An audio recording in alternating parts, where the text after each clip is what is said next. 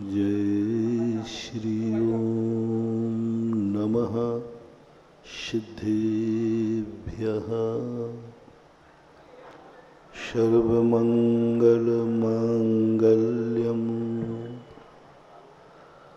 सर्वकल्याणकारकं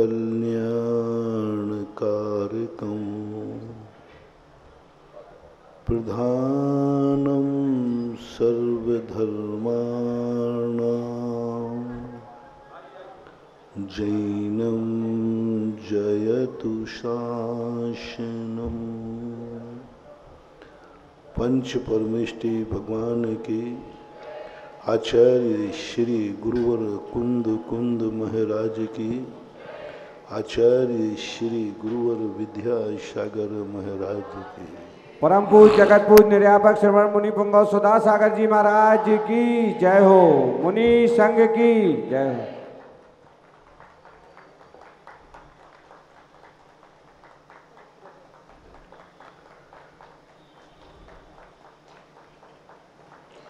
प्रकृति ने कुछ ऐसे नियम बनाए थे, यदि कोई व्यक्ति कमजोर होगा तो बलजोर वाला उसको सहयोग करेगा। एक माँ की अनेक संतानें होती थी, तो अनेक संतानों को उत्पन्न करने का क्या पर्पस था? बहुत बड़ा ये मनोविज्ञान है। एक संतान एक रूप था। भोग भूमि काल में भोग भूमि के स्थान पर दोनों माँ बाप मरते हैं, दो को जन्म देकर जाते हैं। स्वर्गों में एक मरता है, उतना ही दूसरा उत्पन्न हो जाता है। उनकी संख्या फिक्स है। देवताओं की संख्या में कोई घटा बढ़ी कभी नहीं होती। अधिकतम 6 महीने का अंतराल पड़ता है। कोई देवता यदि मर गया तो सीट पर, उसी सीट पर, सीटें फिक्स हैं वहाँ, वो 6 महीने तक खाली रहेगी। 6 महीने के अंदर अंदर वहाँ पर कोई ना कोई सीट पर देवता जन्म ले लेगा। नियम है। भोग भूमि काल में भी पूरी जिंदगी भर दो प्राणी रहते हैं। मरने के 9 माह पहले दो जीव अवतरित होते हैं, और जैसे वो अवतरित होते हैं माता पिता उनका मुख भी नहीं देख पाते। एक को छींक आती है, एक को जमाई आती है, माता पिता समाप्त हो जाते हैं। वहाँ की व्यवस्थाएं बिल्कुल भिन्न थी। फिक्स है आइटम, एक भी घट नहीं बढ़ नहीं। लेकिन मनुष्य त्रियंचों में घटा बड़ी होती है, क्षेत्र परिवर्तन होता है। दो माता पिताओं के यहाँ, एक माता पिता के यहाँ अनेक संतानें होती हैं, और किसी के यहाँ एक भी नहीं होती। किसी के बच्चे बच्चे होते, किसी की बच्चियां होती। ये विषमताएं कर्म भूमि में रही, और जब विषमताएं कर्म भूमि में आई तो क्यों आई? हम दो और हमारे दो का नारा सही था ना। भोग भूमि यही होता है, हम दो हैं, हमारे मरने के बाद दो छोड़ जाएंगे। देवताओं में ही होता है। लेकिन हमारे शास्त्रों में ये नारा आप लोगों ने दिया, आपकी सरकार ने दिया, हमारे शास्त्रों ने क्यों नहीं दिया? ये नियम तीर्थंकरों ने पालन क्यों नहीं किया? कभी भी कोई कार्य करने के पहले थोड़ा बड़ों की तरफ देखा करो। जब जब तुमने अपनी अकल से काम किया तब दुखी हो जाओगे।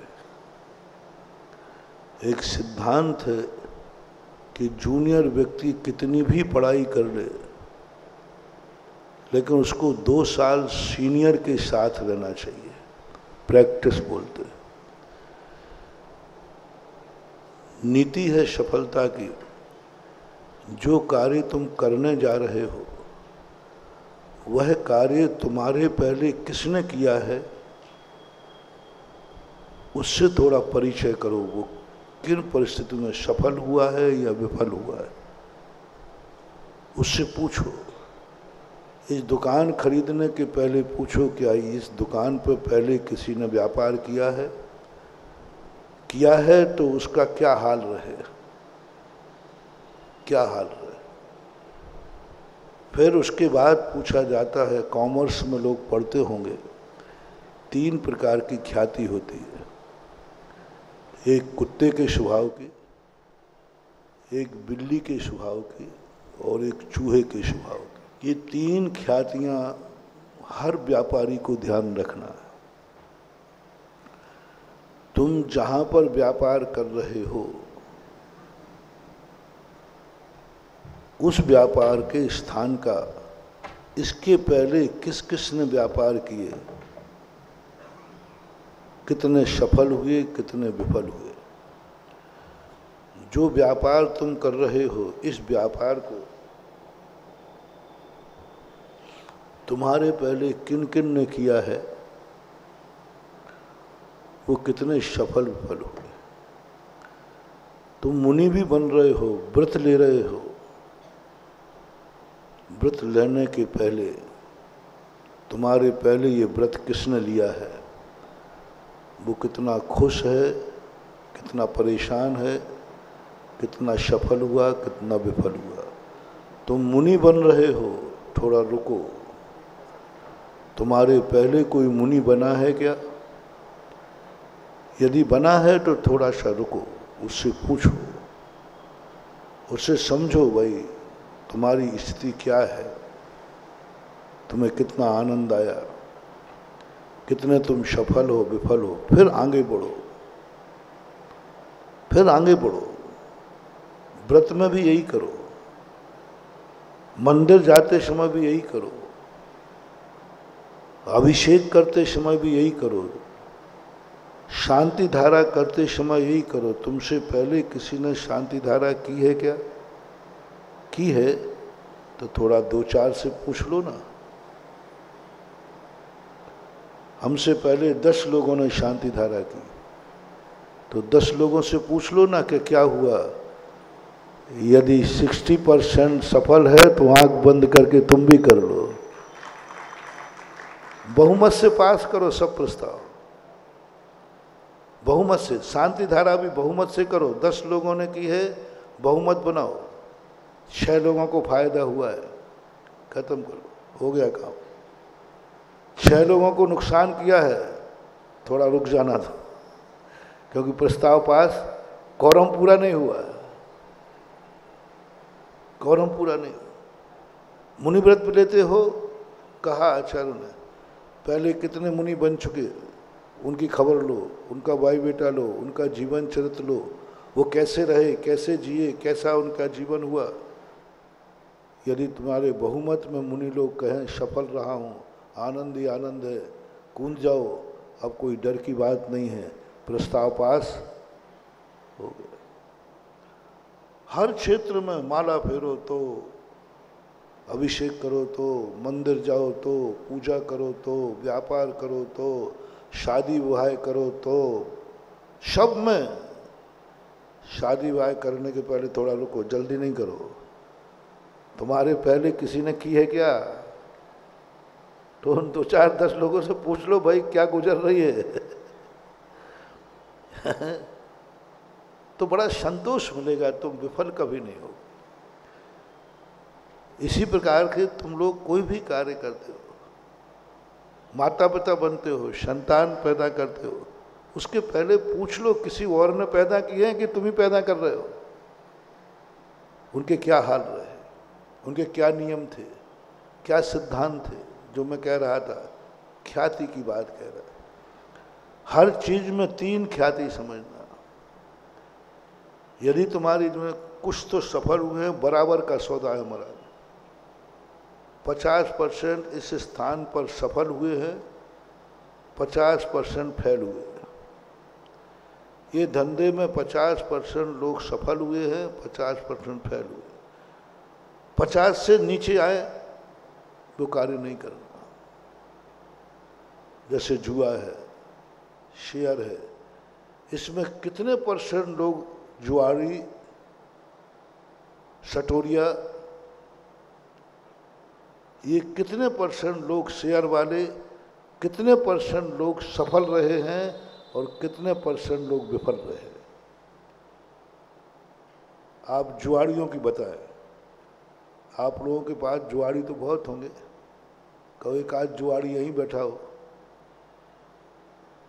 बताओ जुआरी कितने % सफल जुआरी देखे गए। मैंने तो किया है, मैं तो करता रहता हूँ, उठा धरी करते ही रहता हूँ। जुआरी आते हैं तो मैं जुआरियों से तुरंत बहुत अच्छे से बात करता हूँ। बहुत अच्छा। मैंने कहा मेरा एक काम करो, तुम्हारे जुआरी कितने हैं? बोले महाराज 10-15 लोग जुआरी हैं। मैंने 10-15 लोगों के बताओ, ये सब अपनी ज़िंदगी में खुश हैं, बढ़ते ही जा रहे हैं, उनके जीवन में कहीं उतार नहीं आया, डाउनफॉल नहीं आया? बोले महाराज पूछो ही मत, एक रात में तो हो जाते करोड़पति और 10 रातें निकालते हैं गरीबपति में। कोई जुआरी आज तक जिंदगी भर सुखी नहीं हो पाया, क्योंकि कोई भी जुआ जीती बारी पर नहीं छोड़ता। यदि कोई अच्छा होशियार जुआरी है तो कमा करके छोड़ दे, बस जिस दिन जीत गए उसी दिन बंद। लेकिन जीतने के बाद तो छोड़ने का भाव आता है कि और लगाने का। 90% जुआरी हार करके जुआ छोड़ते हैं, अब कुछ बचे ही नहीं। जब जीती बारी पे छोड़ दे तो वो कमा भी लेगा और सुखी भी रहेगा। लेकिन आदत, कोई भी नेता जीती बारी पे संन्यास नहीं लेता। कब लेता है? अब हार जाता तो कहता मैं राजनीति संन्यास लेता हूं। अरे जीती बारी पे संन्यास ले लेना, हार कर संन्यास लेता, ऐसा आप बोले। तो ऐसी स्थिति में, और जब बराबर का सौदा बने तो इसको बोलते हैं बिल्ली के स्वभाव की ख्याति। क्योंकि बिल्ली कभी एक दरवाजे नहीं रहती, कभी इसके घर में घुस जाएगी, कभी उसके घर में घुस जाएगी, वो दरवाजे दरवाजे। बिल्ली कभी भी एक दरवाजे रह ही नहीं सकती, एक घर में रह ही नहीं सकती, वो दिन भर में 10-5 दरवाजे नाकती है। इस ख्याति से सावधान रहना। यदि ऐसी जमीन पे, ऐसे व्यापार में, ऐसे व्रत में, ऐसे नियम में, ऐसे धर्म में हो तो थोड़ा रिस्क लेना पड़ेगी। लाभ भी हो सकता है और हानि भी हो सकती है, क्योंकि 50-50% है। 50% मुनि सफल है, 50% मुनि फेल है। थोड़ा सावधानी से मुनि बनना और रिस्क है, क्योंकि ये बिल्ली के स्वभाव की है। उस चपेट में तुम भी आ सकते हो। कोई व्रत नियम लेना है तो थोड़ा सावधानी से ना, 50-50 है।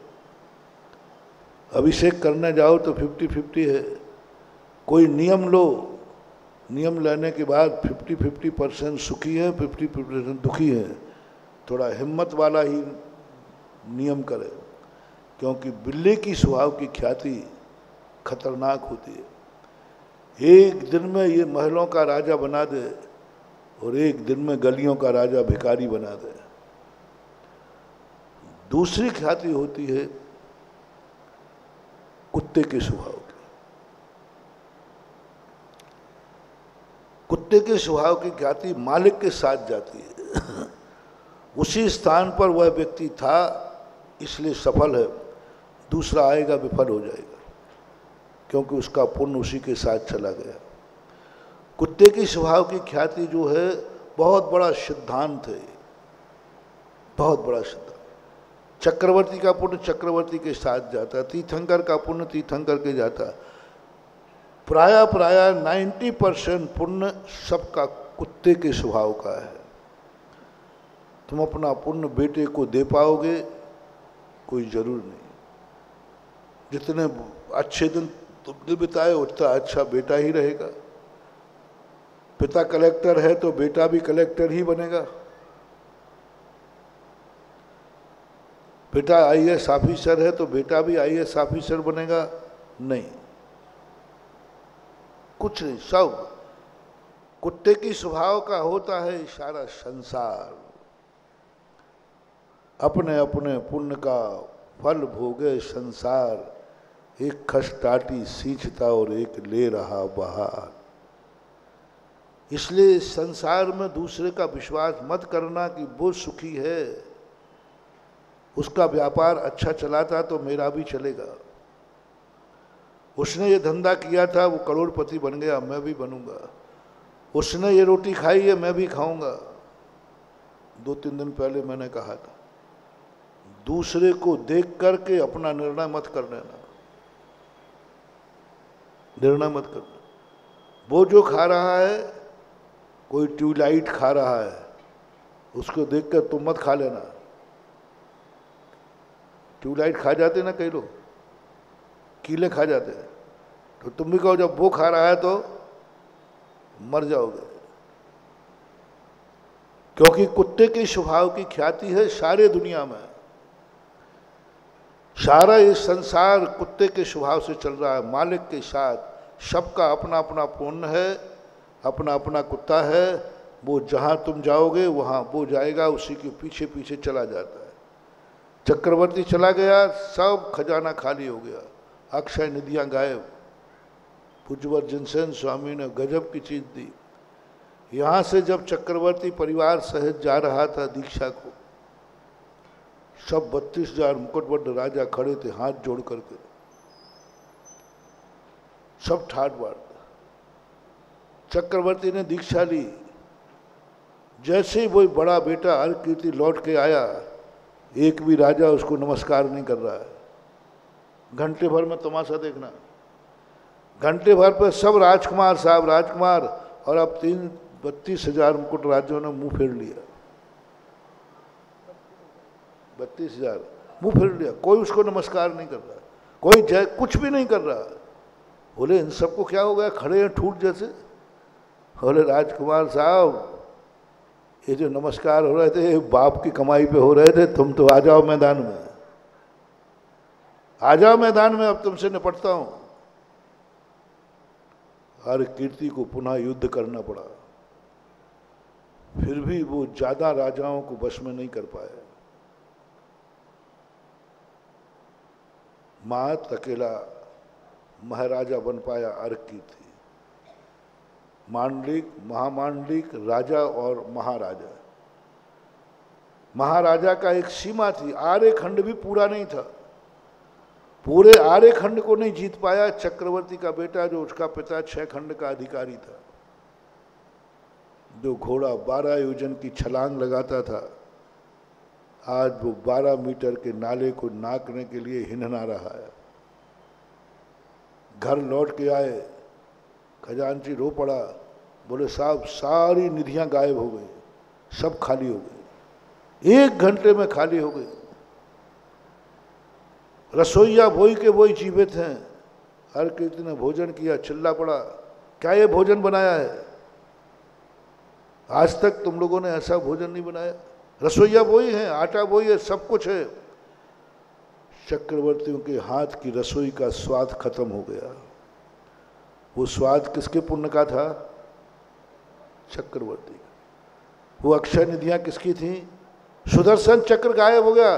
उधर चक्रवर्ती ने दीक्षा ली, केशलोन हाथ से एक केशलोन पकड़ के उठा गया, उधर चक्ररत्न गायब, अक्षय निधियां गायब, जी सारे देवता गायब, सब वीरान हो गई अयोध्या।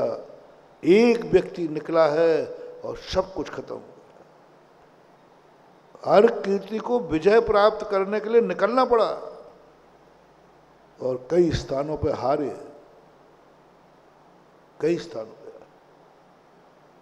तो ये जो कुत्ते की स्वभाव की है ख्याति, पुण्य, अपनी जिंदगी में कभी मत सोचना महानुभाव मेरा बाप सुखी है तो मैं सुखी रहूंगा,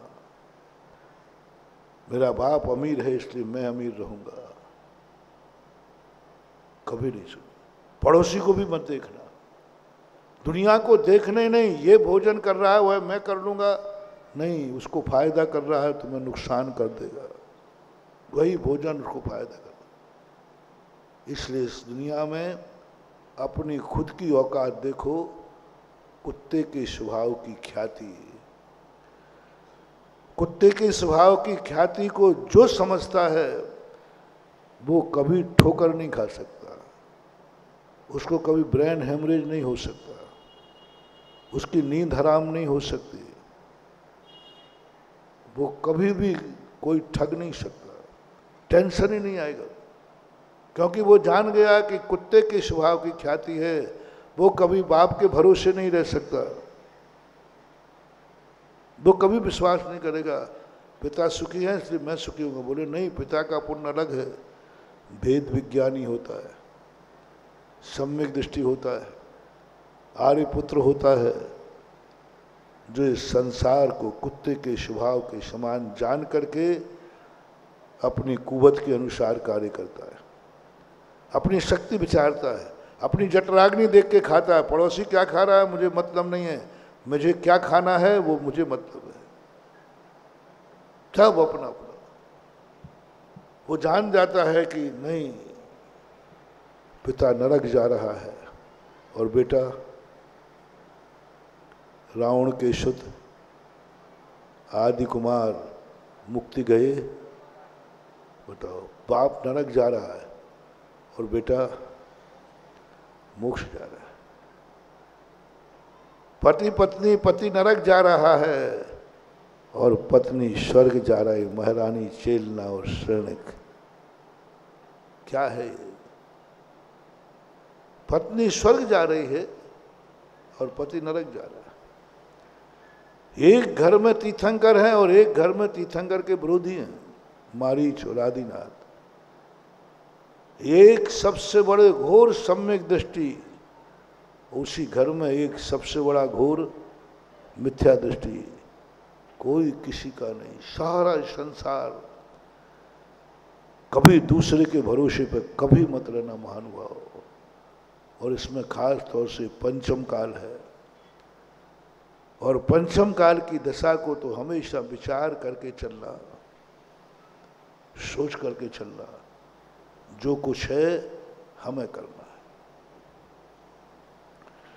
तीसरी ख्याति है चूहे के स्वभाव की, लकी ड्रा, गॉड गिफ्ट। चूहा चाहे कोई मालिक आए, चूहा कभी अपना बिल नहीं छोड़ता। उस स्थान पर जो भी बैठेगा उसकी फतेह है। तो थोड़ा सा उस स्थान के संबंध में पूछ लिया करो। 10 लोग बैठे थे, 10 सफल है। 10 लोगों ने धंधा किया था, सभी सफल है। 10 लोग मुनि बने थे, सभी आनंद में। 10 लोगों ने शांति धारा की थी, सबके मजे हैं, सबको फायदा हुआ। 10 लोगों ने पूजा की थी, सबके ठाठ है। 10 लोगों ने व्रत किया था, ठाठ ही ठाठ हैं। 10 लोग जो जितनों ने किया, 1% भी गड़बड़ नहीं हुई। उस कार्य को आंख बंद करके कर लेना, ये चूहे के स्वभाव की ख्याति है। जिसने किया, जिसने कराया, सबको एक सा रिजल्ट है। कोई आज तक इस दुकान पर बैठ के कोई दिवालिया नहीं हुआ। आज तक किसी ने ये धंधा किया, कोई कभी भी फ्लॉप नहीं हुआ, दिवालिया नहीं हुआ। आज तक जिन्होंने व्रत लिया है, आज तक उनको कभी कोई परेशानी नहीं आई। आज तक जितने भी, सारा टोटल 100% वो है चूहे के स्वभाव के। चूहा बिल बनाता है, कहीं जाता नहीं है। मालिक बदलते रहो, कुछ बदलते रहो, वो तो जहाँ है वहाँ है। अब आप अपनी किस्मत अब बनाओ, आपकी ख्याति कौन सी क्वालिटी की है, कौन सी क्वालिटी? तुम्हारे बाप दादों से जो चल रहा है, कभी धूप कभी छांव, तुम्हारा मन से लो, तुम्हारा मन की कौन सी ख्याति है, सदा एक सा रहता है। जैसे कल कहा था, सदा एक सा, हमारा मन सदा प्रसन्न रहता है, हमारा मन सदा तत्व दृष्टि में रहता है, हमारा मन सदा क्षमता में रहता है। यदि ऐसा है तो आपका मन की ख्याति, आपका मन का पुण्य चूहे के स्वभाव का है, सदा एक सा रहता है। और यदि नहीं महाराज, निमित्त पाके अच्छा हो जाता है। जैसे आप लोग मिल जाते हो तो जैसे आप प्रश्न सुना रहे हो ना, हमारा मन बहुत अच्छा है, और अभी बाहर जाते ही समझ लेना तुम्हारा मन कुत्ते के स्वभाव वाला है। कुत्ता क्या करता है, मालिक आते ही और मालिक हटते ही ये मन क्या कर रहा है, निमित्त पाकर भगवान पाया, मंदिर पाया, गुरु पाए, बड़े लोग आ गए, शांत बैठ जाएगा। मंदिर है, मंदिर में मन कम गड़बड़ करेगा, नहीं नहीं मंदिर है, गुरु महाराज सामने बैठे हैं, आपका मन कुत्ते के स्वभाव का है। निमित्त पाकर के अपने आप का परिवार, उसका कोई स्टेटस नहीं है, कोई स्टेटस नहीं उसका, कुछ भी नहीं। जैसा निमित्त मिला, दुश्मन मिल गया द्वेष कर लिया, अपना आ गया तो राग कर लिया। जो जैसा निमित्त मिला है, कर्म जैसा नचाए वैसा नाचता है, उसके हाथ में कुछ नहीं। तुम कठपुतली बन चुके हो निमित्त की। 24 घंटे में व्यक्ति आपका मन देखना कुत्ते का स्वभाव धारण कर चुका है। कोई स्थिरता नहीं, कोई साम्यता नहीं, कोई प्रसम भाव नहीं। सम्यक दृष्टि का दिमाग चूहे के स्वभाव का होता है, सदा एक सा। यहां तक कह दिया, आश्चर्य नाम की चीज भी सम्यक दृष्टि को नहीं होता है। उसके मन में कभी हीना दिखता नहीं आती, जैसा चलता है चलता है। श्रद्धा है, अडिग है, वो डगमगाएगी नहीं, कोई कितना ही करे। व्रत ले लिया, अडिग है, उससे गिरेगा नहीं, आगे बढ़े या ना बढ़े, पीछे आने का तो सवाल ही नहीं। मंदिर गया है तो मंदिर जाएगा, बोले कोई भी कैसी भी स्थिति आए, उसके मन को कोई नहीं आता, बेटे को सांप ने काट लिया। चूहे के स्वभाव का मन, चूहे के स्वभाव का ज्ञान, चूहे के स्वभाव का सम्यक दर्शन, चूहे के स्वभाव का धर्म। तुम्हारे पास जो मन है, तुम्हारा जो ज्ञान है, जो तुमने धर्म किया है, वो किस स्वभाव वाला है परखो। तुम जैनी हो, जैन धर्म है, किस स्वभाव वाला है? अडिग है, कोई अब छुड़ा तो नहीं सकता। नमोकार मंत्र पे तुम्हारी श्रद्धा है, अडिग है, अडिग है, डगमगा तो नहीं जाओगे? नहीं साहब, अडिग है। जीते भी, मरते भी, अच्छे दिन में भी, बुरे दिन में भी, कैसा भी आ जाए, मेरी श्रद्धा अडिग है। बहुत कठिन, बहुत मुश्किल है। कुत्ते के स्वभाव का नमोकार मंत्र पर श्रद्धा है तुम्हारी। शुभम चक्रवर्ती जो जिंदगी भर का नमोकार मंत्र का श्रद्धालु था, जन्मांतरों से श्रद्धालु था, इतनी श्रद्धा थी कि संकट आने पर उसको नमोकार मंत्र पढ़ने लगा, लेकिन उसका नमोकार मंत्र चूहे के स्वभाव की श्रद्धा नहीं थी। अंजन चोर का चूहे के स्वभाव का एक अंतर मुहूर्त को रहा, बोले देख ले मर जाएगा, बोले मर जाऊंगा, और वो जानता था कि मेरा मरना निश्चित है। लेकिन कितनी अडिग श्रद्धा, मरूंगा तो नमोकार मंत्र पर मरूंगा, नमोकार मंत्र के लिए मरूंगा, चूहे के स्वभाव की श्रद्धा। और शुभम चक्रवर्ती के कुत्ते के स्वभाव का नमोकार मन था। थोड़ी सी धमकी दी, थोड़े से मारने की धमकी दी, दुश्मन आया, श्रद्धा हटी गई, नमोकार मन लिखा, पैर से मिटा दिया। आप लोग थोड़ा थोड़ा सा परीक्षा करते जाए। समंत्र भद्र महाराज पूज्यवर ने लिखा, जब तक तुम्हारा धर्म सम्यक दर्शन चूहे के स्वभाव का नहीं होगा, तब तक तुम अपना भविष्य उज्जवल मत सारना। इदमेव दृश्यमेव तत्वम नान्यान्न चान्य था, इत कंपाय शाम्बो भत शन मार्गे संसार से। यही था, यही है, इसी प्रकार है, अन्य प्रकार नहीं है। ऐसा सिद्धांत कोई नहीं बदल सकता। अच्छे दिन आ जाएं, बुरे दिन आ जाएं, कुछ भी आग में डालो चाहे जिंदा रहें, कुत्ते के स्वभाव की सिद्धांत हो जाए,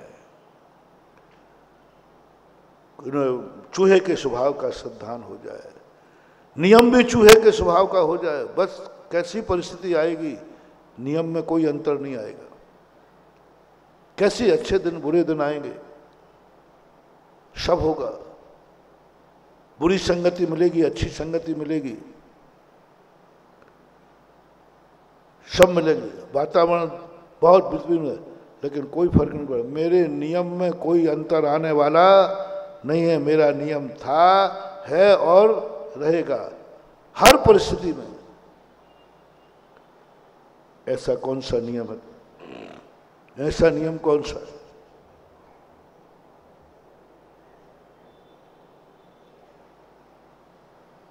चलो तुम्हारे शुरुआत करता हूं तुम्हारे देश से। तुम लोग सब भारतीय हो कि विदेशी हो? अच्छे से पूछ रहा हूं, पक्का? चूहे के स्वभाव के भारतीय हो कि कुत्ते के स्वभाव के? अच्छा। और अभी अमेरिका से ऑफर आ जाए कि तुम्हारे बेटे को 50 लाख रुपया का पैकेज है और बंगला भी मिलेगा, सुविधाएं मिलेंगी, और यहाँ रहोगे तो 5 लाख का, कौन से स्वभाव के हो आप? बेटा को कहाँ भेज दोगे? साथ में तुम भी कहो बेटा मैं भी चल रहा हूँ। कितने ने बदल दिया भारत का सिद्धांत, कितने बदल दिया भारत का गर्व। जन्म जन्म का पुण्य मांगा था कि मुझे आर्य खंड मिलना चाहिए, मेरा जन्म आर्य खंड में होना चाहिए, हो गया। कितनी कीमत है?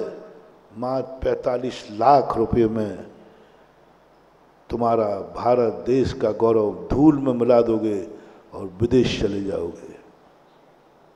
कितने एनआरआई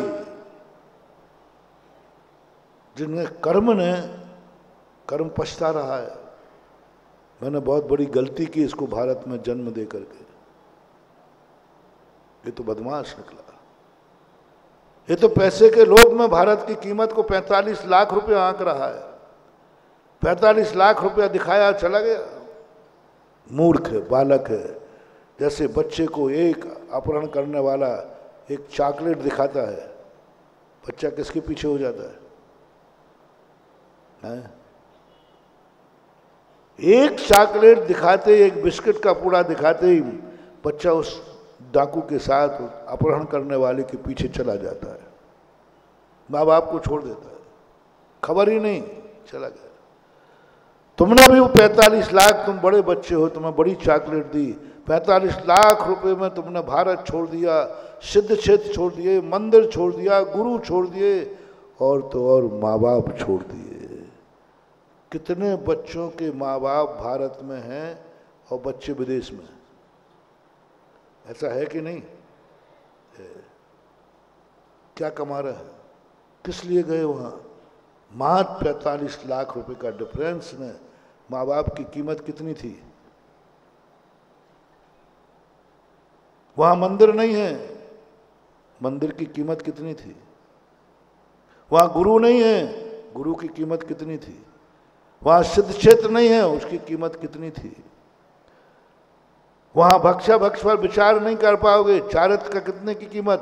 45 लाख रुपए में बेच दिया। सारे NRI 45 लाख रुपए में माँ बाप के बिना रह रहे हैं। 45 लाख रुपए का लोभ गुरु के बिना रह रहा है। 45 लाख रुपए का लोभ बिना मंदिर के रह रहे हैं। 45 लाख के बिना दूसरे देश को मजबूत कर रहे हैं और अपनी माँ को खोखला कर रहे हैं। माँ एक गिलास पानी को तरस रही है और दूसरी माँ को जाकर पानी पिला रहे हैं।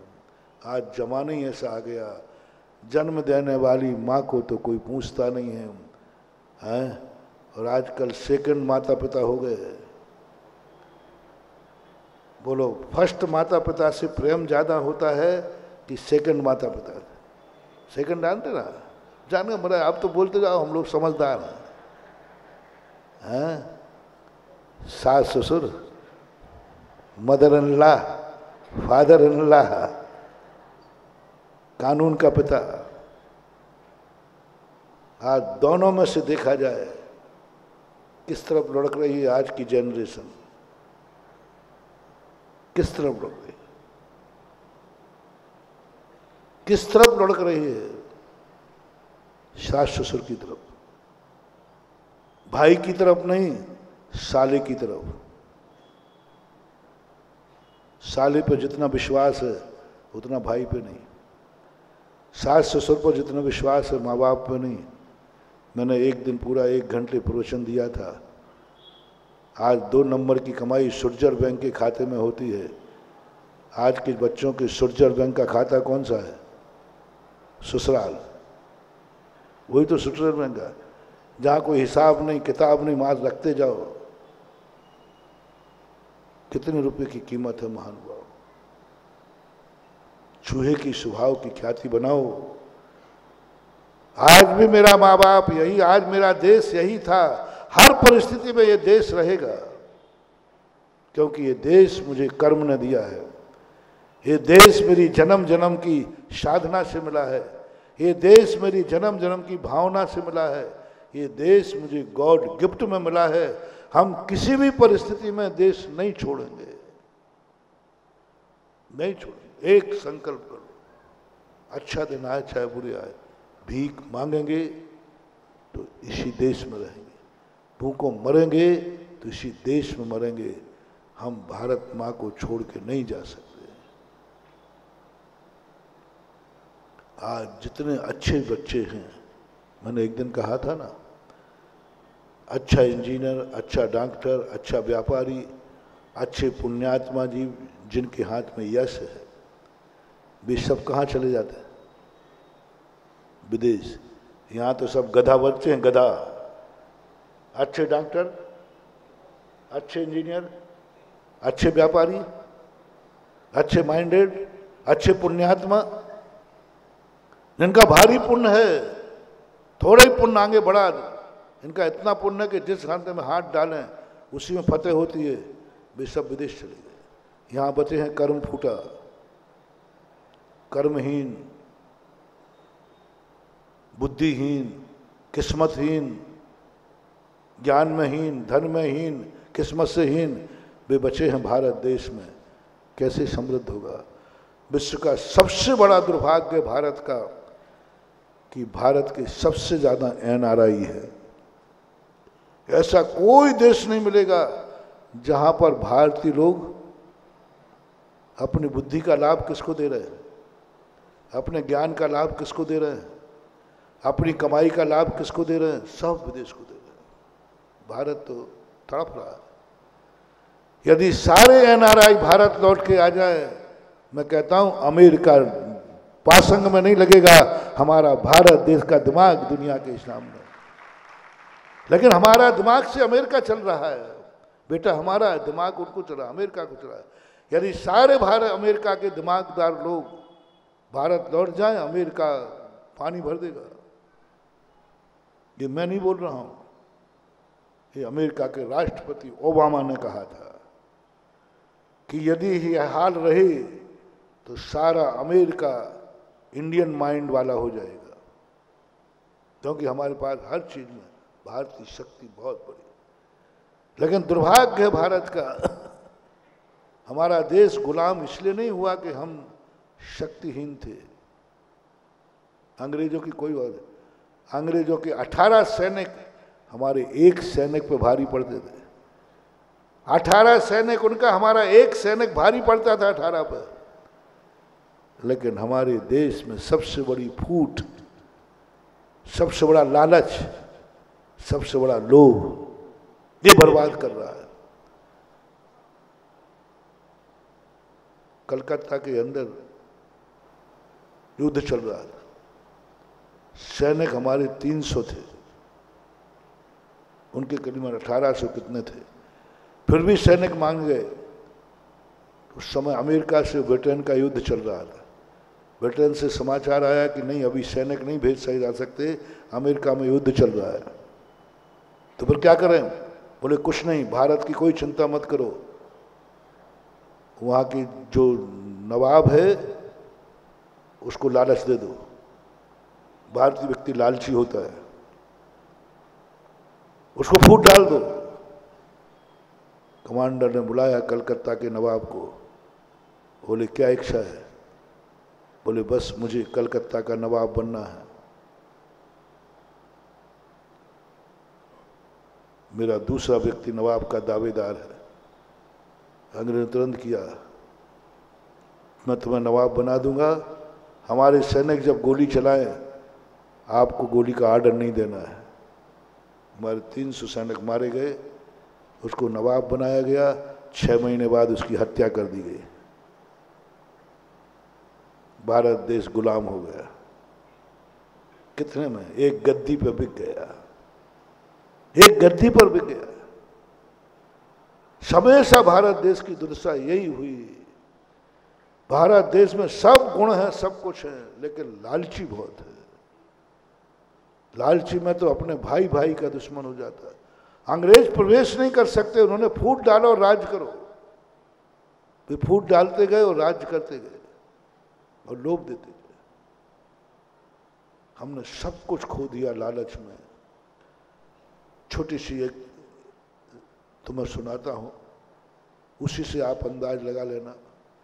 मैं इसलिए सुना रहा हूं, जो गए तो गए, अब वो जो बचे हैं, आज से भी यदि पाबंदी हो जाए, भारत का कोई भी नागरिक विदेश नहीं जाएगा।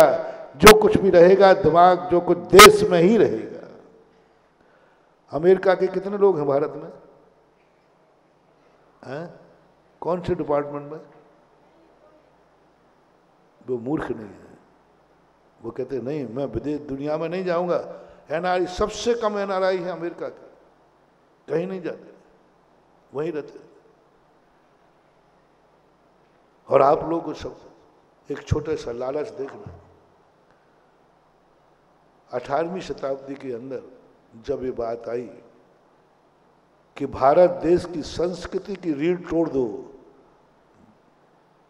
भारत अपने आज विकलांग हो जाएगा, पैरालिसिस हो जाएगा। कहाँ से शुरू करें? शायद 17वीं शताब्दी का पूर्वार्ध था। उन्होंने कहा कि भारत के लोग जब तक दूध पीते रहेंगे, दूध की नदियां बहती रहेंगी, तब तक कुछ भी होने वाला नहीं, कुछ नहीं कर पाओगे। तो क्या करें? सीधी शराब मत भेजो, चाय भेजो। पहले मीटिंग में पास हुआ है ब्रिटेन में, सबसे पहले भारत में चाय भेजो। तो भारतीय लोग चाय नहीं पीते हैं, उनके धर्म हैं, वे दूध पीते हैं। उन्होंने कहा भारतीय व्यक्ति लालच में सब छोड़ देगा, वो धर्म भी छोड़ देगा, गुरु को भी छोड़ देगा, अपने शास्त्रों को छोड़ देगा। भारत की सबसे बड़ी कमजोरी है लालच। तो क्या करें? बोले चाय पिलाओ और 1 कप के ऊपर 5 पैसे का लालच दो, 5 पैसे का लालच दो। चाय की प्याऊ खोली उन्होंने चौराहा बड़े शहरों में, गरीबों के, मतलब बड़े बड़े लोगों के बीच में, गरीबों के बीच में 5 पैसा। 1 कप पियोगे 5 पैसा मिलेगा। 5 पैसे की बहुत कीमत थी उस समय। जब चाय पहली बार पी लोगों ने चक्कर आए, सिर दर्द हुआ, लेकिन किस लोभ में पी गए? किस लोभ में? 5 पैसे के लोभ में लोगों ने चाय पी, बच्चों को पिलाई, लाइन लग गई गरीबों की, मजदूरों की लाइन लग गई, 5 पैसा मिलता था। धीरे धीरे जब उनने देखा कि इनको नशा चढ़ गया, 5 पैसा हटा दिया फ्री में, और लत पड़ गई, 5 पैसा लगा दिया, और अब 5 रुपया कट।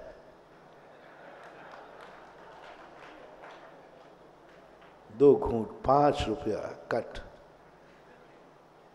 अब तो वो कितनी महंगी करते जाओ, भारतीय व्यक्ति दूध के बिना रह जाता है, हैं? तो महाराज को साधु यहाँ तक कहा गया कि भाई महाराज के आहार के पहले कुछ खाना पीना नहीं। बोले महाराज जी नहीं खाऊंगा, पर चाय तो। कितने % लोग चाय पीकर मंदिर आते हैं? कितने % लोग चाय पीकर आहार देते हैं? परसेंटेज बताओ। चाय, ओनली चाय 60-70% मान लो।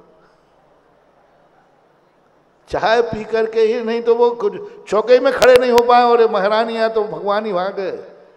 महाराज जी यदि चाय पीने नहीं दी तो वो चौके आपको आहार के लिए खड़े नहीं हो पाएंगे। क्या बच गया? लालच ने हमारे दूध को फीका कर दिया। वो तो चाय इसलिए पीते, नकल करने की भी अकल होती है। इंग्लैंड वाले लोग इसलिए चाय शराब पीते हैं कि वहाँ ठंड पड़ती है, 24-12 घंटे बर्फ गिरती है। यहाँ पट्टा गर्मी में पी रहा है, और वो इतनी से पीछे, ये तो गिलास भर के पीता है। भारतीय थोड़ी मोड़ी चाय नहीं पीता है, सीधा गिलास चाहिए। और गर्म देश है, मरेगा नहीं तो और क्या होगा। अब नकल कर रहा है वहाँ की, वो बर्फीला देश है इसलिए वो पीते। बताते हैं कि अमेरिका इंग्लैंड में सब शराब पीते हैं, लेकिन कोई बहकता नहीं है, कोई नाली में नहीं गिरते। वो चाय को नशे के लिए नहीं पीते हैं, वो चाय को शीत निवारण के लिए पीते हैं। उनका नशा नहीं, थोड़ी सी पिएंगे, नशे के रूप में नहीं, शीत से बचने के लिए। और भारतीय व्यक्ति पिएगा सीधा पौआ, हाँ सीधा बोतल, वो कप मप लेते ही नहीं, सीधा। और विदेशी हमेशा थोड़ी सी पिएंगे। उनका वो अनिवार्य है, वहाँ का वातावरण है। वहाँ में शराब व्यसन में नहीं आती, वहाँ की शराब व्यसन में नहीं आती, वहाँ की शराब उनको विक्षिप्त नहीं करती, क्योंकि वहाँ वो औषधि के रूप में लेते हैं। लेकिन तुमने नकल कर ली कि वो नशा बन गया, लालच के कारण। तो लालच ने हमारी जिंदगी को, एक भारत की अपेक्षा से कहें, हम भारत को मिला है महानुभाव, क्यों भारत माँ से, माँ मैं चूहे के स्वभाव का बेटा हूं, जहां जन्मा हूं वहीं रहूंगा और अंत में वहीं मरूंगा। चूहा जैसे बिल नहीं छोड़ता है, मैं ऐसे भारत नहीं छोड़ूंगा, जीवन भर का नियम है। जैसे भी दिन आएंगे हम रहेंगे यहीं, चूहा वहीं मरेगा, सब कुछ करेगा, बिल नहीं छोड़ता। आप कहीं छोड़ के भी आ जाओ, वो आ जाता है। चूहे के स्वभाव का समर्पण। भारत देश में आपको जैन जाति मिली, जैन कुल मिला, चूहे के स्वभाव का। मर जाएंगे लेकिन हम जैन को आचरण को भ्रष्ट नहीं होंगे। हम जैनी हैं, जैन जाति से कहो, हमारा स्वभाव चूहे के स्वभाव का है। हम जैन कुलाचार के विरुद्ध नहीं जाएंगे,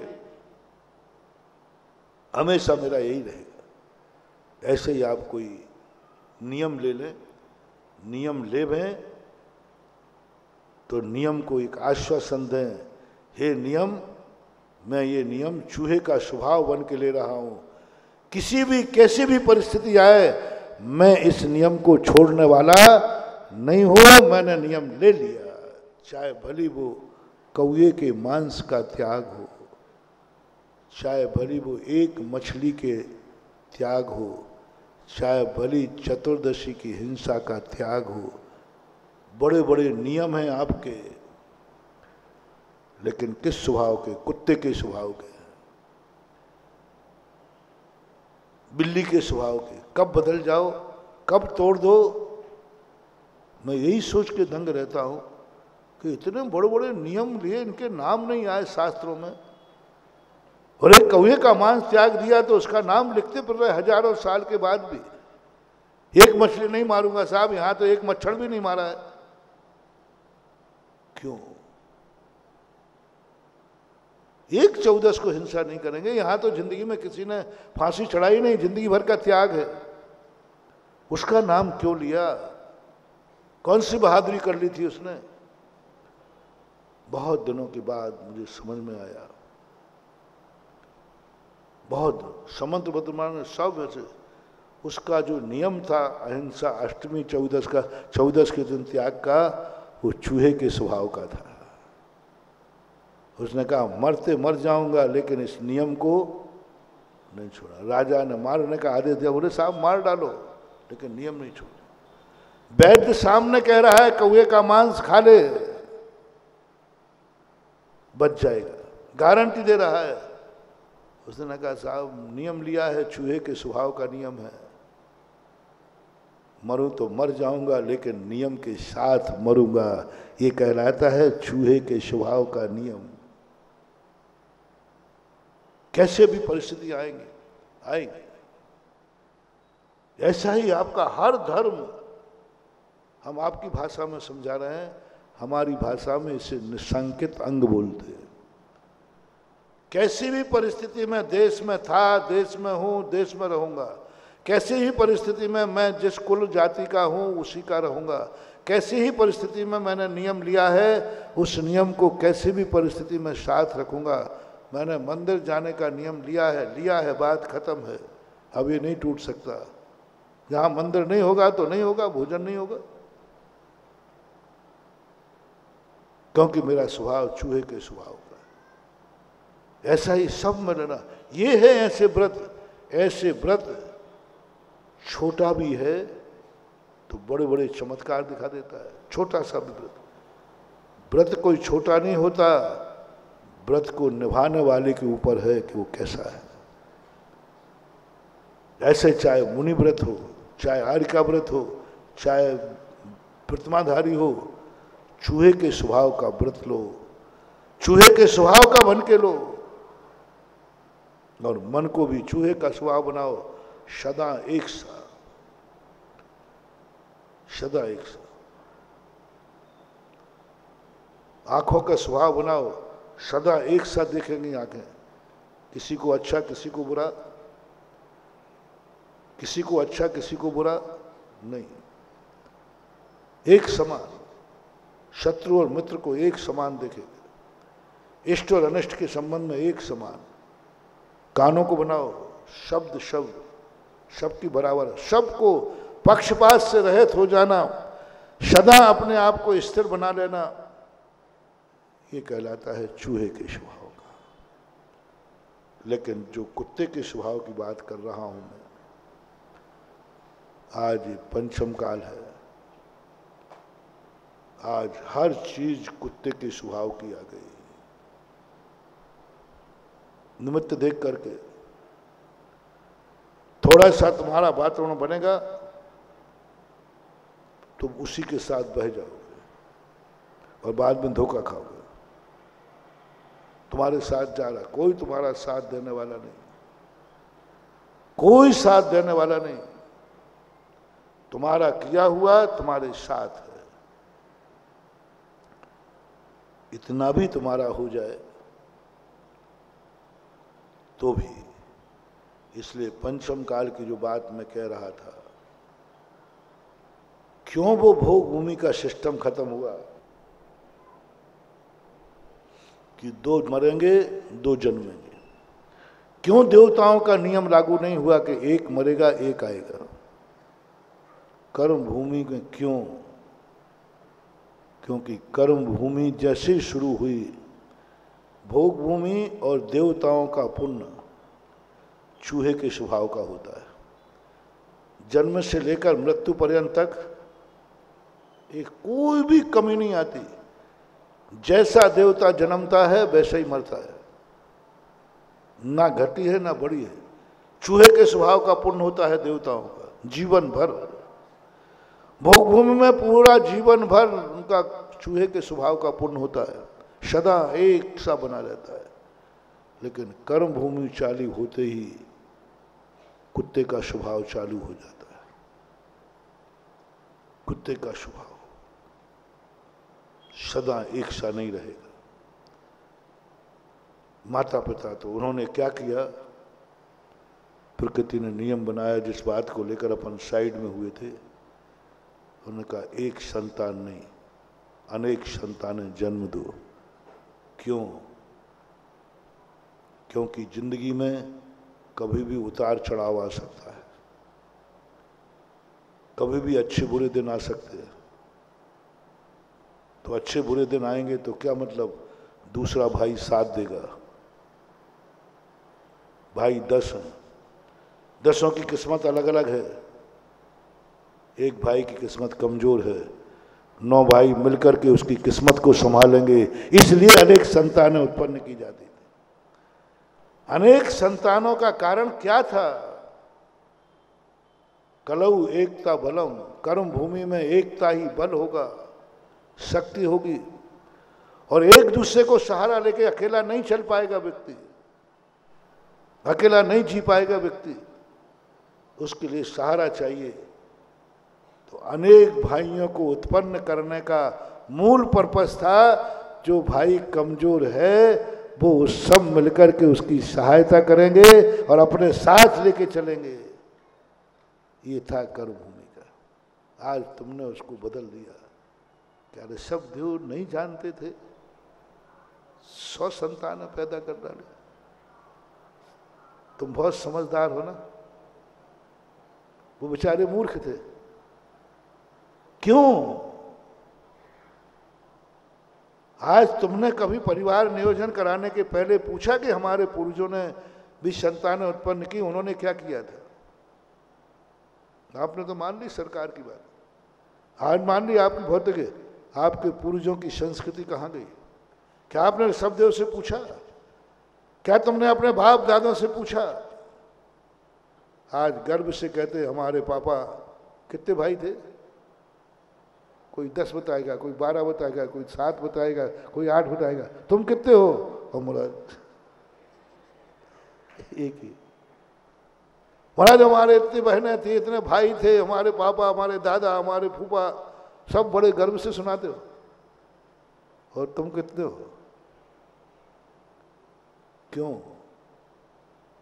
तुम्हें गृहस्थी में प्रवेश करने के पहले अपने पूर्वजों के पूरी चर्या याद होना चाहिए, पूरा होना चाहिए था कि हमारे पूर्वज गृहस्थ थे, उन्होंने ये किया, हम इससे नहीं हटेंगे। आज सारे घर, आज जैन समाज भारत में सबसे ज्यादा होती है। और जब जब तुमने अपनी अकल से काम किया महानुभाव, संकट में फंसोगे। भरत चक्रवर्ती ने एक बार ऐसी किया था। ऋषभदेव ने 3 वर्ण बनाए थे, लेकिन भरत चक्रवर्ती ने अपनी अकल से 4था वर्ण बना दिया। भगवान के पास गए आशीर्वाद लेने, भगवान मैंने 4था वर्ण बना दिया। तो भगवान कहते अनर्थ कर दिया। तुझमें इतनी अकल नहीं थी कि 4था यदि बनाना होता तो मैं ही बना के आ जाता ना। पश्चाताप किया, लेकिन उस पश्चाताप कुछ नहीं हुआ। आज तक जैन धर्म उस चतुष्परिणाम का दुख भोग रहा है, दुख भोग रहा है। ऐसे ही आप लोग हर चीज में अपने आप में, जो प्रारंभ में कहा था, कोई कार्य करने के पहले उसके पहले किसने किया है उससे पूछो, उससे समझो, उसके अनुभव लो, और अनुभव लेकर के आगे बढ़ोगे तो फिर उस अनुभव के साथ में ये भी साथ में रखना कि मैं किस भरोसे पे जी रहा हूं। मुझे अपना खुद का भरोसा रखना है, क्योंकि मैं पंचम काल में जी रहा हूं। तीसरे नंबर का भगवान ही मालिक है। आज ज़्यादातर लोग बिल्ली के स्वभाव के हैं। स्थिरता है ही नहीं। मन सवेरे को तो बहुत अच्छा है, और घंटे भर बाद आप इतने विद्रूप हो जाओ, इतने विद्रूप हो जाओ, 1 घंटे पहले इतने अच्छे लगो कि शायद आप चौथे काल के, और 1 घंटे बाद आप इतने हो जाओ कि छठा काल भी कम पड़ जाए। तुम्हारा मन आज बिल्ली के स्वभाव का हो गया। तुम्हारी आंखें बिल्ली के स्वभाव की, तुम्हारे कान बिल्ली के स्वभाव का, तुम्हारा पुण्य बिल्ली का स्वभाव का। तुम्हारा कोई भरोसा नहीं कब भारतीय हो और कब विदेशी बन जाओ। तुम्हारा कोई भरोसा नहीं कब आप धर्मात्मा हो कब विधर्मी बन जाओ। तुम्हारा कोई भरोसा नहीं आज भगवान की जय बोल रहे हो कब भगवान की बुराई करने लग जाओ। तुम्हारा कोई भरोसा नहीं आज भगवान की माला फेर रहे हो कब उसी नमोकार मंत्र को पैर से कुचल दो। कोई भरोसा नहीं करना आज के समय में। आज जो सगा है तो मत समझना कि सगा है, कल वही सबसे बड़ा दगा देने वाला बनेगा, सबसे बड़ा दगा देने वाला। आज जितनी चोरी डकैतियां मर्डर होते हैं वो निकलता है जिस पर तुम्हें सबसे ज़्यादा विश्वास था। छापा वो डलवाता है जो सबसे ज़्यादा विश्वास था। एक बिना नाम लिए बताता हूँ, एक महाराज के भतीजे की हत्या हुई, मर्डर केस हुआ। एक जैन एसपी थे, उनको लगाया गया कि आप, उन्होंने भी प्रेस्टीज बना ली कि हमारे गुरु के संघर्ष साधु के परिवार का मर्डर हुआ है, हम इसका पता लगा के रहेंगे। टूरे वो थक गए। 3 महीने तक उन्होंने कई लोगों को, एक जैन एसपी थे, 3 महीने तक उन्होंने सैकड़ों लोगों की चमड़ी उधेड़ दी, लेकिन पता नहीं कर पाए। एक दिन वो मेरे पास बैठे थे, बोले महाराज जिंदगी में बस एक चुनौती, हम एसपी होकर हमारे गुरु के संघ के परिवार के बीच में ऐसा हो गया और मैं कुछ नहीं कर पा रहा हूं। सब कर लिया महाराज, सब कर लिया। ऐसे ऐसे लोगों को हमने रिमांडर पर ले लिया लेकिन नहीं खुल पाया। मैंने बस उनको एक ही कहा कि कहीं तुम दूर ढूंढ रहे हो, सांप काटने के बाद ज्यादा दूर नहीं भागता। शायद तुम जिन जिन पर दूर पर शक कर रहे हो, शायद कोई निकटवर्ती हो तो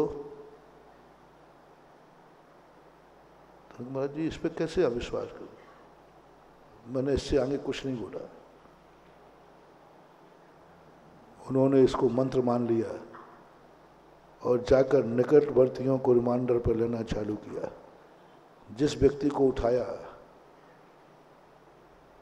तो जो घर के माँ बताते, और बोले ये इसको क्यों उठा रहे, ये तो मेरा बेटे जैसा है, मेरे उसी बेटे का तो दोस्त है, खास है, ये तो बेटा ही है, यही बच्चा है, यही, वो तो मर गया मेरा, अब यही मेरा बेटा है। उसको उठाया, रिमांडर पे लिया। अब बोलो, रात में मर्डर करके अर्थी में कंधा लगाया, सुबह अर्थी बांधी उसकी, अर्थी में कंधा लगाया, उसके संबंध में सारा शांति विधान कराया, सब कुछ में शामिल हुआ, घर का आनंद था, और वही मर्डर करने वाला निकला। इस संसार में कोई किसी के समय पर सबका विश्वास बिल्ली के स्वभाव का हो गया। कब बिल्ली किसकी हो जाए, कब मन किसका हो जाए, कब जिंदगी किसकी हो जाए, कब तुम्हारा सगा ही दगा दे दे, कुछ नहीं कह सकते, कुछ नहीं कह सकते, क्योंकि सब में परिवर्तन चलता जा रहा है। मात अपन को सोचना है कि हम अपने मन को, हम अपने धर्म को, दुनिया को तो हम नहीं बदल सकते हैं, लेकिन हम खुद तो अपने आप को बदल सकते हैं। हम अपने आप के धर्म को तो हम इतने स्थिर हो सकते हैं कि दुनिया की कोई ताकत आ जाए, कोई परिस्थिति आ जाए, मैं अपने इस धर्म से विचलित नहीं होऊंगा। और धर्म हमारी जिंदगी का वो अनन्य अंग बन के रहेगा जो मेरे प्राण पर्यंत तो क्या जन्मांतर में भी जाएगा। पूज्यवर मानतुंग आचार्य महाराज ने क्या सौगंध खाई, बहुत बड़ी चीज है। भक्तांबर की तो एक एक चीज समझने लायक है। बहुत बड़े फिलॉसफर थे महाराज मानतुंग आचार्य। उन्होंने कहा भगवान ऐसे ही मानने वाले नहीं है। भगवान मैं आपका भक्त हूँ, आपकी भक्ति करूँगा, आपके साथ रहूँगा, आप जो कहो। उन्होंने कहा ये तो सब बहुत आता है। उन्होंने क्या कहा, स्वप्नांतर भवांतरे पी न कदाचित पीक्षतोषी मन्ने वरम हरिहरादय एव दृष्टा दृष्टेषु येषु हृदयम तोष में किम वीक्षितेन भवता भूमि एन नान्या कश्चिन मनो हरति भवांतरे पी। ऐसा कुछ शब्द आया है। भगवान आज नहीं, अब तो भवांतरेपी की घोषणा करता हूं कि हम भवांतर में भी आपके चरणों को छोड़ के नहीं जाएंगे। भवांतरेपी जब ये घोषणा की तब सिद्धियां होती हैं रे महानुभाव, तब 48 तारे टूटते हैं। तुम्हारा तो यही पता नहीं है कि पट्टा अभी भक्तांबर पढ़ के गया, आज कल आएगा भी कि पता नहीं वो कहाँ जाके धोख दे रहा होगा।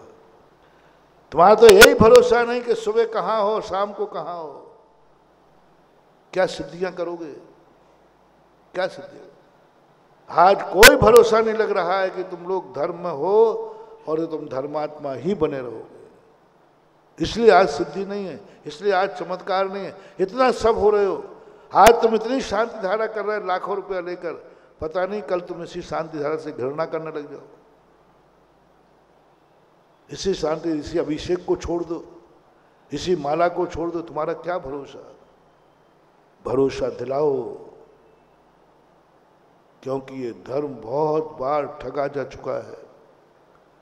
ये धर्म ने तुम्हें बहुत बार सुखी बनाया है। ये धर्म ने तुम्हारी बहुत सुनी है, निरोग बनाया, तुम्हें धनवान बनाया। दूध से जला हुआ है ये धर्म, छाछ को भी फूंक फूंक के पी रहा है। अब तुम्हें जब जब धर्म ने कृपा की, तुम रोए, तुम चिल्लाए, कर्म ने कहा, दया की, बस भगवान एक बार मुझे मनुष्य पर्याय दे दो, मैं कुछ भी गड़बड़ नहीं करूंगा। सीधा 8 वर्ष अंतर मुहूर्त में मुनि बनूंगा, आरिका बनूंगा, सीधा आत्मा के कल्याण करूंगा, सब टोटल। पूज्यवर कार्तिकेय स्वामी कार्तिकेय परीक्षा का प्रमाण है। हर व्यक्ति ने नरकों में चिल्ला चिल्ला के कहा है कि हे भगवान, हे कर्म, हे कोई भी शक्ति है, बस जो हो गया अब उसको तो मैं कुछ नहीं कर सकता, मुझे एक बार मनुष्य बना दो, बस एक बार, ओनली, बस अंतिम लास्ट बार, फिर कभी नहीं मांगूंगा, फिर मैं कभी ऐसा करूंगा ही नहीं, मुझे जन्म मरण से छुट्टी मिल जाएगी। कर्म दुष्ट है, कर्म निर्दयी है, वो किसी पर दया नहीं करता। लेकिन हमारे रोने पर, कहते हैं ना, उसको ऐसा दुख हुआ कि पत्थर भी, तुम्हारे रोने पर कर्म भी पसीज गया, तुम्हारी वेदना पर कर्म भी पसीज गया। बोले चलो देता हूं मौका, और उसने पसीज करके तुम्हें आर्यखंड मनुष्य बना दिया। खबर है, एग्रीमेंट निकाल रहा हूं, एग्रीमेंट मिल गया, हमें एग्रीमेंट मिल गया। आपकी आवाज टेप है उसमें।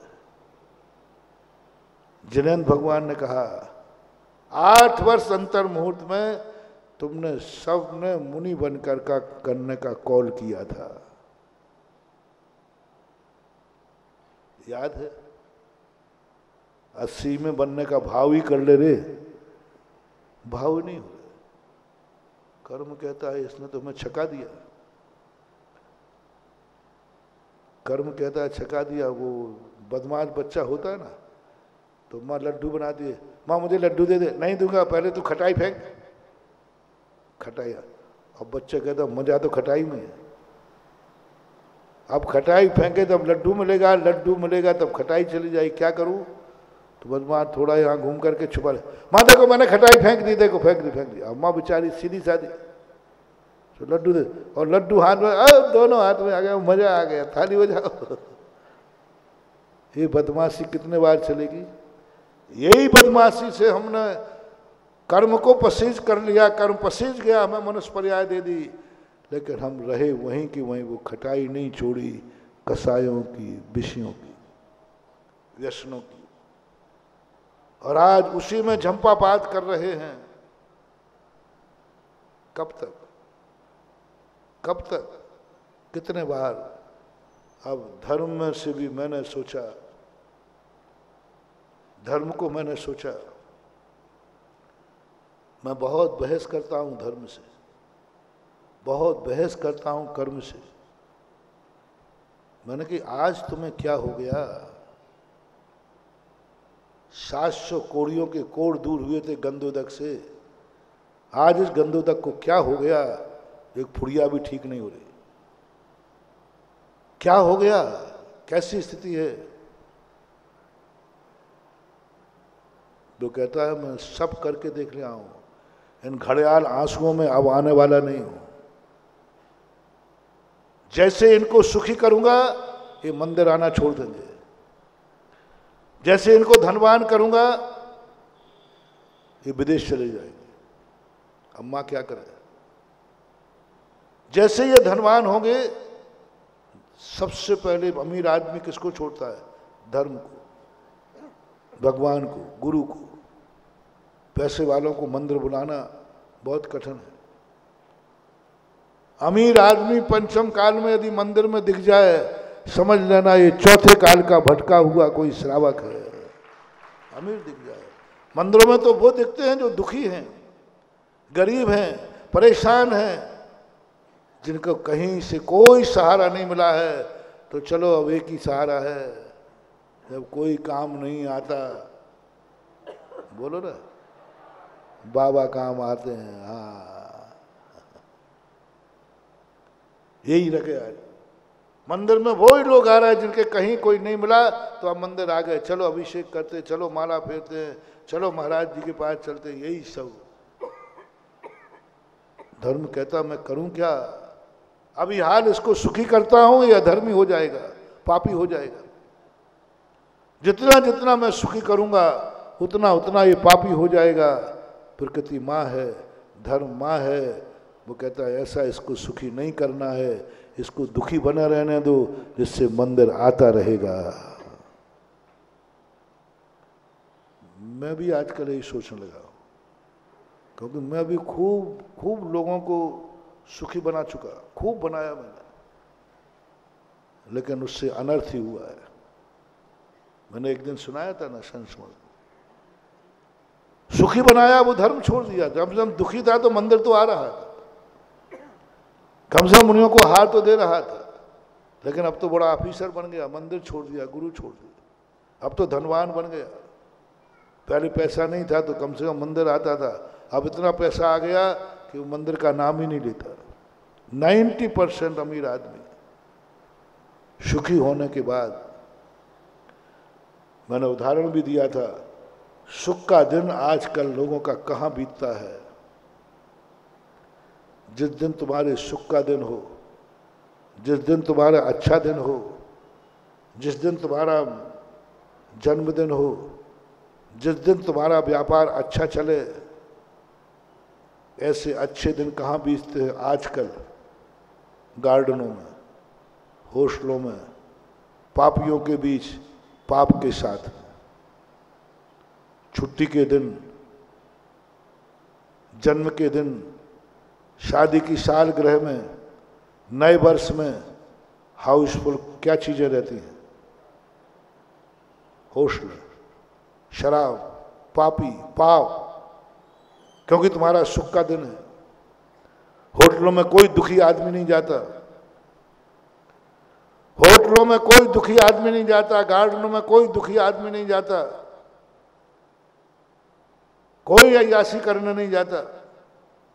सब वो जाते हैं जिनको मेरा आशीर्वाद है, जिनको धर्म की कृपा है, जिन्होंने पुण्य ने वर्षा की है, जिन पर पुण्य मेहरबान है, जिनके पास धर्म ने कृपा की, बहुत फल फूल रहे हैं, वे सुख के दिन पाप में व्यतीत करते हैं। मंदिरों में कौन सा दिन? दुख का दिन। दुखी लोग, दुखियों से भरे हैं मंदिर, आंसुओं से भरे हैं मंदिर, परेशानियों से भरे हैं मंदिर। आज मंदिरों की अतिशय खत्म हो गई।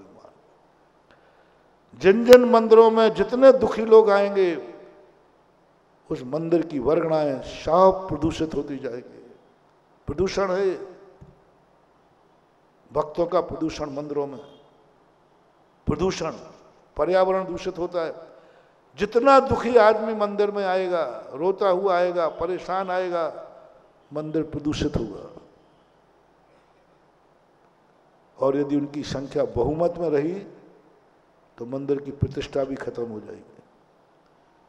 यदि सारे ही दुखी दुखी आ जाए, 60% से ऊपर यदि जिस मंदिर में दुखी लोग आ जाए, रोने वाले आ जाए, तो उस मंदिर की प्रतिष्ठा खत्म हो जाती। जिन महाराजों को चारों तरफ से दुखी लोग घेरे रहे, परेशान होते रहे, जो परेशान लोग, महाराज जी जय गुरुदेव भगवान बहुत परेशान हो, महाराज बहुत परेशान हो, दिन भर में से यदि 60% परेशान लोग आ जाएंगे, उन महाराज का अतिशय खत्म हो जाएगा, उनका आशीर्वाद खत्म हो जाएगा और उनकी साधना में बट्टा लग जाएगा। बहुमत कितनों का आ गया? दुखियों का। अब महाराज भी दुखी हो जाएंगे, उनका पुण्य भी क्षय होने लग जाएगा। मंदिर में 60% दुखी लोग आने लगे हैं, मंदिर के सब खत्म हो जाएगा। इसलिए मैं बार बार कहता हूं, महानुभाव, सुख का दिन, अच्छा दिन मंदिर में, सुख का दिन मंदिर में। जैसे जैसे धन बढ़े मंदिर की पूजा बढ़े, जैसे जैसे सुख बढ़े धर्म बढ़ना चाहिए। तो तुम्हें धर्म ऐसा ऊंचे उठाएगा, ऐसा ऊंचा उठाएगा कि बढ़ते बढ़ते तुम चक्रवर्ती बनोगे और बढ़ते बढ़ते एक दिन तुम सिद्ध परमेष्ठी बनोगे। महा सुख का दिन, अच्छा दिन, पुण्य का दिन, वैभव का दिन तुम धर्म को देना शुरू कर दो। गजब हो जाता है। एक होटल वाला 1 साल के बाद दूसरी होटल बना लेता है। एक होटल वाला 1 साल में दूसरी होटल बना लेता है। किससे कमा के? और एक मंदिर की धर्मशाला 10 साल से थी, भी आज भी वही है। वहां भी कोई ठहर नहीं जाता है यात्री, यहां भी कोई ठहरता है।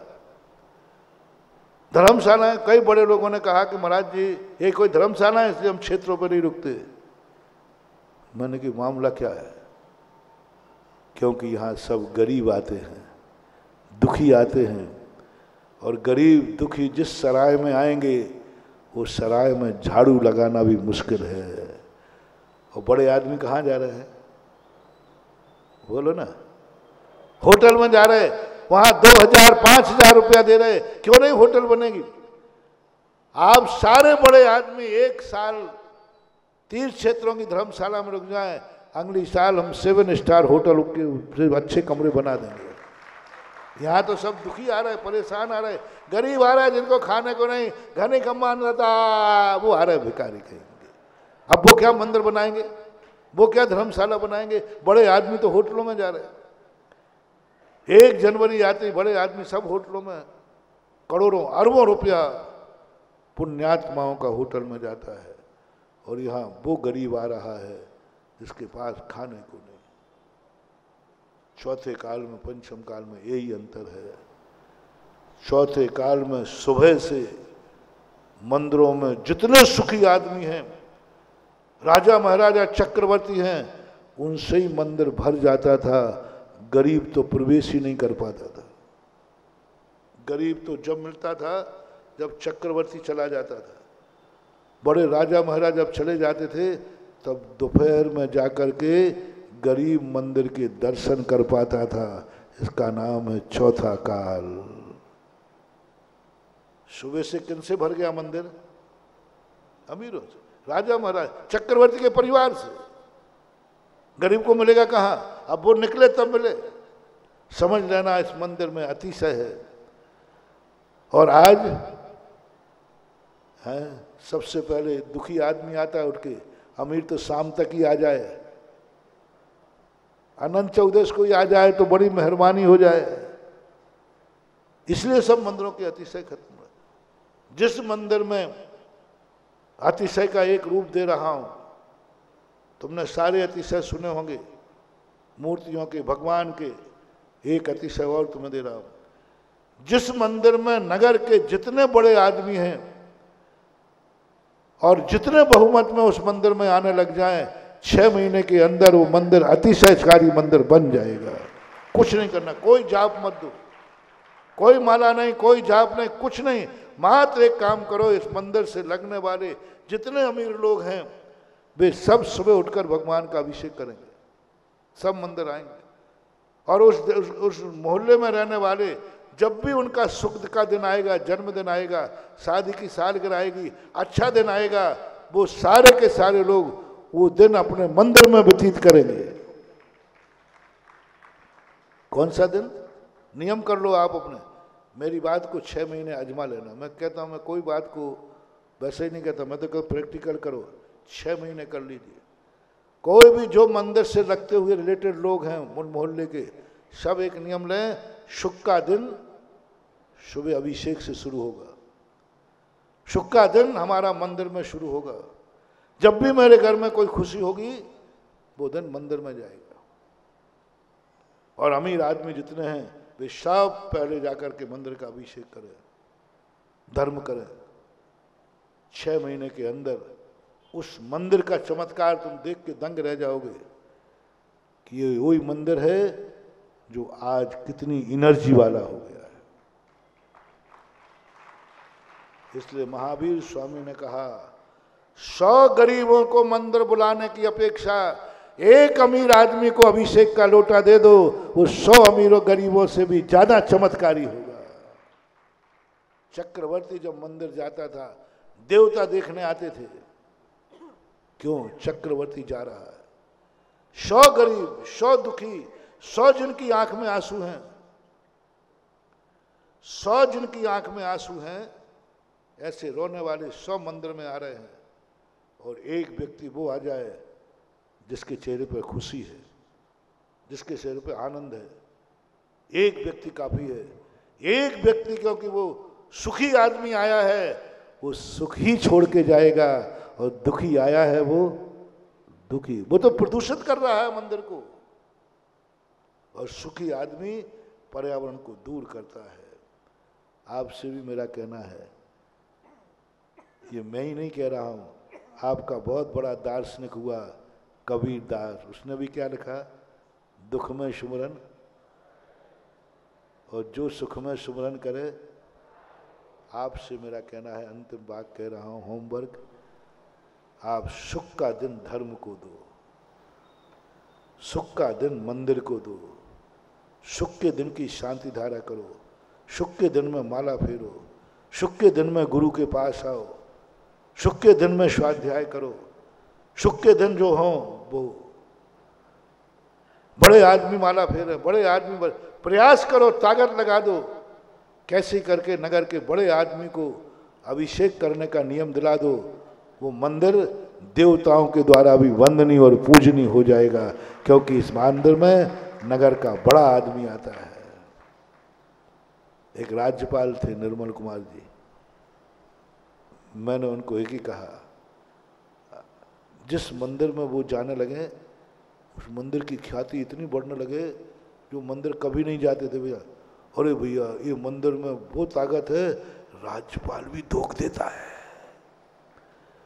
बड़ा आदमी जहां धोख देवे 100 गरीबों की श्रद्धा बढ़ जाती है।